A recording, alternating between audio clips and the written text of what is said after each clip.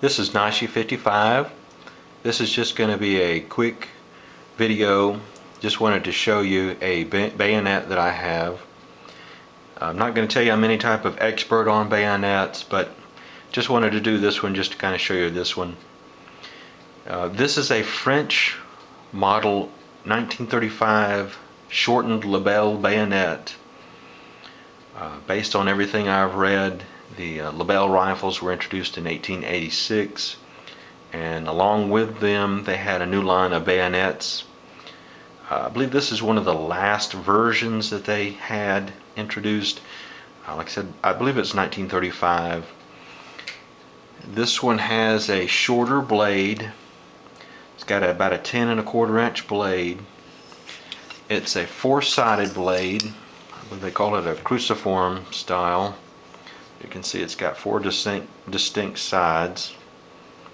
And I've always read that this style has been outlawed by the Geneva Convention, but I don't know if that's exactly true or not. I know they don't use it anymore. The scabbard on it is basically what looks like just stamped steel, about 11.5 inches long.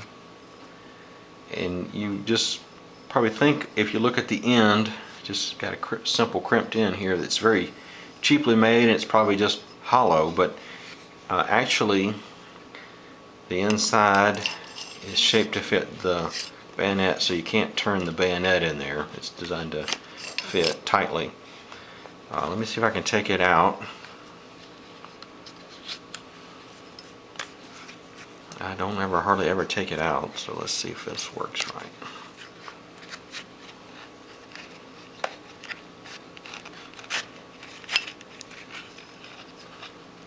Yeah, I told you it'd be difficult. Alright, there's the scabbard. As you can see, just very simple construction, I'm sure designed to be made cheaply and quick. I'll show you one more time. That's the way the two look together.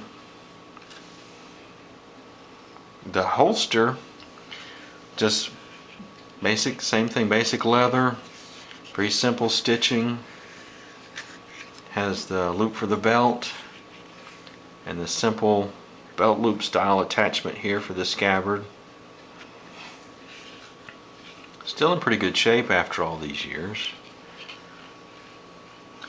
The bayonet has an attachment point here. As you can see, it's got a little release, and I'm sure this is where the rifle would have went, something like that. And then you would have, I'm sure, released it here to take it off the rifle. So that's what something like that would have looked like. As you can see, it's got a little indentation here for, I'm sure, for it to mount to the rifle. Give you a close-up look at the handle. Got a pretty good shape to it. I've just got average size hands, and it seems to fit pretty well. Give you a little close-up look at it. In good shape. Haven't really tried to, of course, restore it or anything, just tried to leave it the way it is. Not going to do any cutting like this. You're going to have to just thrust with that to try to use it as it was designed. I'm sure that's what they had in mind. Let me put it back together here. Slide this in. The overall length of this, when you have it in the holster and in the scabbard, it's about 16 inches. I don't know what the weight would be together, altogether maybe, I don't know, a couple of pounds. It's not that heavy. So that loops just like through there, and then this loops back through this way. Only one hole there, so it's pretty easy to get it back on. Alright. So that's the way that attaches. It's not going anywhere. And then the bayonet simply goes back in the scabbard. So you can see what it is, just a very simple bayonet designed for the Lebel rifle. I'm sure it was, like I said, designed to be quick to manufacture. I've had this for a long time, maybe 25 years or maybe a little more. I was brought back by a family member that served during World War II in Europe.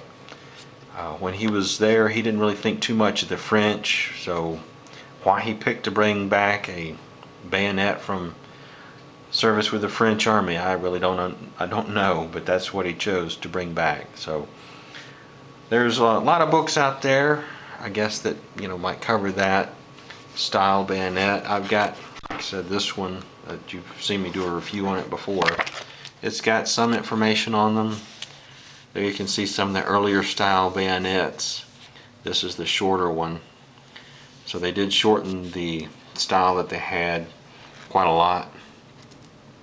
And I guess, I don't know, to me this seemed like the shorter one would be the better one to use.